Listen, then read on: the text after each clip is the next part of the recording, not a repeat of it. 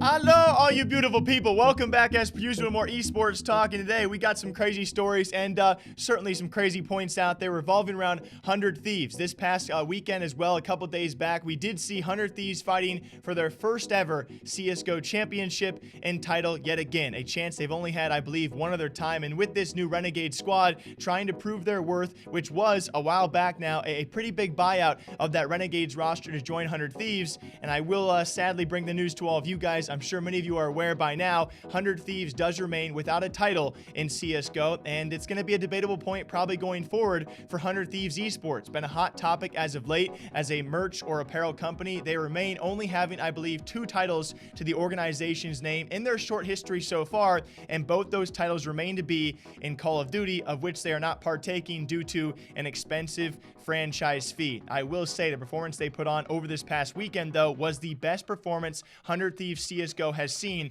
ever since the acquiring of the Renegades roster. That has to be quite promising for their future.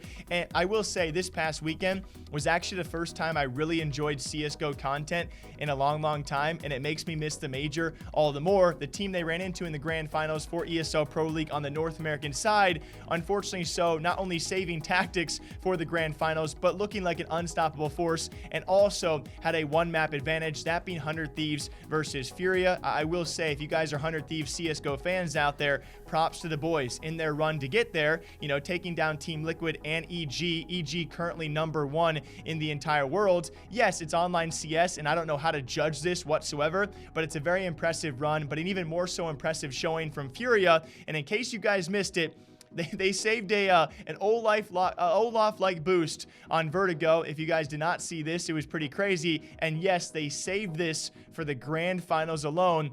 They wanted this title, and they earned this title. They look like an unstoppable force against 100 Thieves as they win with a 3-0 sweep and a boost that many people had never seen before.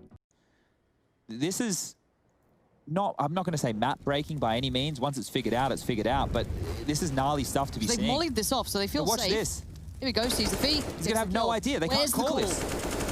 Whoa, Gratis. Look at this! Oh my god, Yuri, that's perfect. This boost is nuts. The bomb's down. Now it's just truly insane to see where we are right now. Of course, props to Furia, the best looking Brazilian lineup. You know, I would say it was still even, what, 3, 4, 5 months ago, it was a debate as to what the best Brazilian lineup might be. Despite MIBR not being at the top for some time now, it is now clear cut, especially with MIBR issues. Furia remains and will be the most dominant Brazilian roster we see for a while. There's a couple on the come up, but they certainly are far and above right now the #1 Brazilian lineup. I mean, you think about online CS we have seen so far during this pandemic period, big.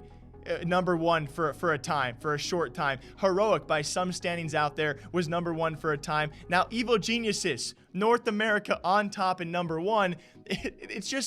It's so hard to wrap your head around where we are right now. Of course, wrapping our head around what came out just a couple days back, that being 37 different CSGO coaches being banned. A lot of them actually appealing their choices. A lot of teams out there keeping these coaches because, you know, their stories are adding up to actually make sense of maybe 1 or 2 instances where a lot of coaches accidentally or even to their own call did not use this for an advantage and made admins aware. A lot of these stories are very different. I will try and break down as many as I can in future videos, but I want to break down one for sure, that being FaZe Clan coming forward to defend Robban, who actually came out to defend what happened years ago, an instance where if his story does add up and it is truthful, I don't think he should be banned either. FaZe Clan taking to Twitter to defend him, Robban defending himself as well of what he actually declared was back years ago during an ECS matchup against Astralis. That matchup, guys, they went on to lose 16-1. Where he was accused of using the spectating bug, what he recounts as actually trying to reconnect to the server time and time again. He realized his camera was stuck. After a several attempts to actually try and fix the issue, he told his team, he relayed the information to the admin, and then muted himself and did not make a single call to his team, of which they went on to lose 16-1.